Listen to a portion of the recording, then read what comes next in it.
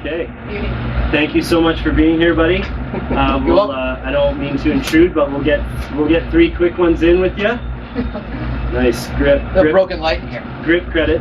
So I want to touch on the Vancouver connection. I know you've got taken away from those great guys. Well, that tour was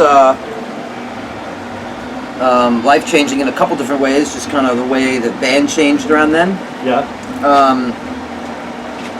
But I guess just from those guys, I don't know. It just became really like down to earth, super nice music fans. They liked our band. They made fun of me minimal times. Yeah, that's always a plus.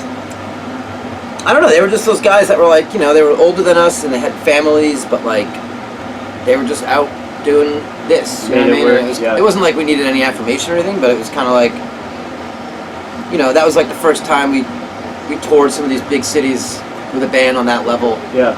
And it was just kind of nice to, I don't know, just enjoy it with them, and they just became good friends. They're good people, Yeah. And like we I know did Nick, something at Zulu Records. Yeah, we were there for that. I got footage. Right. It's a beautiful set. Did you put it on YouTube?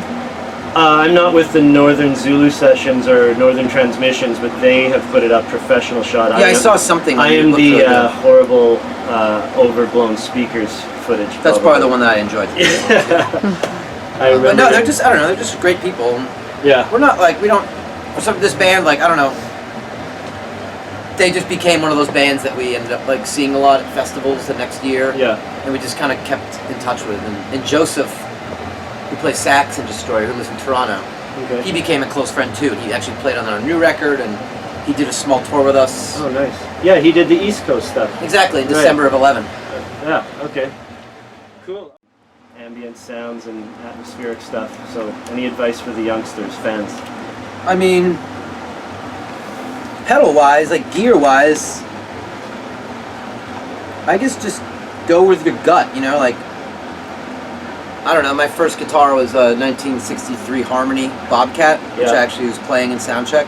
I still have it, Okay. It's like my favorite guitar of all the guitars I have. But like, I don't know, like, none of it really matters, Yeah. Just play the kind of music you want to play, and if you want to get like, no pedal is like better or worse than any other pedal. It's just about like learning what they do and like how you can use it and what happens when you put them next to each other, and you can have a lot of fun with. What up, Dagan? Oh, hey! And what happens when like it's so busy you here. Okay. And in 2012 or 2011, Nicole and I made a trip down and back into Seattle at the Tractor Tavern, middle of the night, raining, to see you and Purling Hiss, which was a fucking fantastic experience. That was a great show. That was an amazing show. They blew us off the stage that night. They were great that night. I would agree. Polizzi was crazy. Whoa! No, the guy can interview over!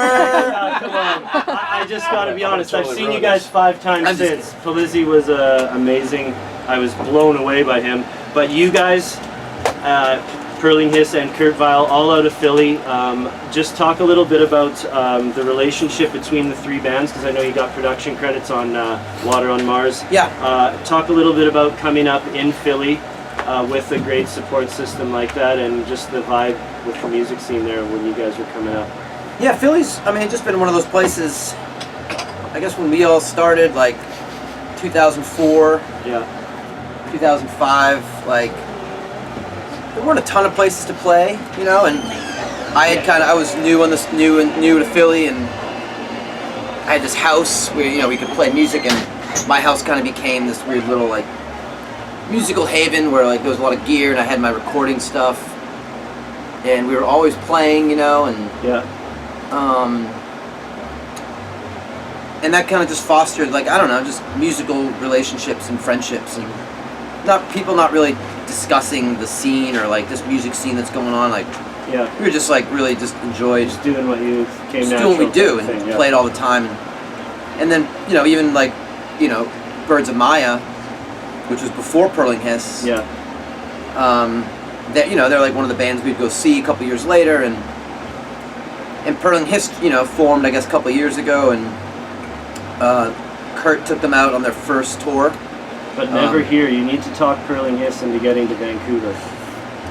Okay. Gotta see those guys. But yeah, we were at their first, like the first show they ever played was on the first show of that Violators tour Yeah. at the T-Bazaar in Charlottesville. Okay. And then and then the War on Drugs took them on a tour in America later, like a year later, and I helped them with their album. Like Jeff Ziegler, who I do a lot of recording with. And he produced. Yeah, like they gave me production credits because I would just kind of sit on the couch and, Yeah. kind of and say like, oh, Truth let's is try out. this amp, or let's actually, you know what, you can do it better. Or let's have this. I was just kind of like, There. I wasn't setting up mics, but I was just hanging out. Yeah. And Ziegler produced White Laces also. That's how this whole opening for you guys sort of hooked up, right? Yeah, definitely. Yeah. So Yeah, I had seen White Laces at this tiny bar right near my house one night. Yeah. At this kind of like upstairs DIY place, and I thought they were awesome, and I bought a record, and then Nice. 4 or 5 months later, I was like, oh, what are you doing tonight, Jeff? Let's go get a beer or something. And he was like, I'm recording this band White Laces. I was like, oh, they're great. And then when this tour started happening, there was a lot of bands, or a lot of agents like pushing their bands to open. Yeah.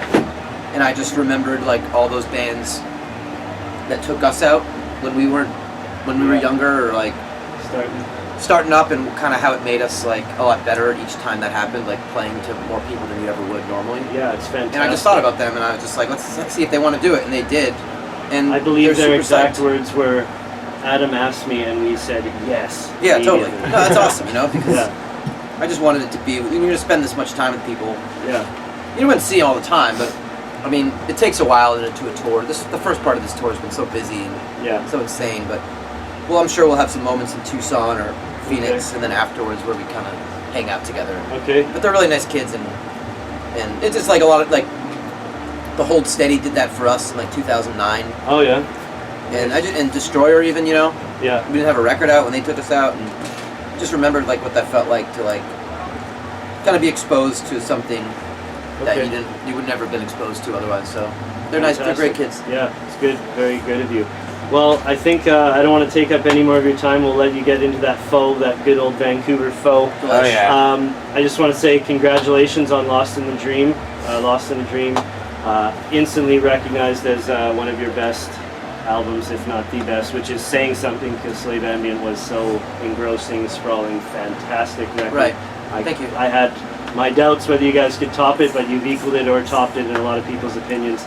And I'll be a fan for life, and it's a huge thrill to do this, and great to meet you again and talk again. Thanks, Brandon. Thank you for the time. Appreciate it, man. of course. Thank you. Thank you. You're welcome. Cool.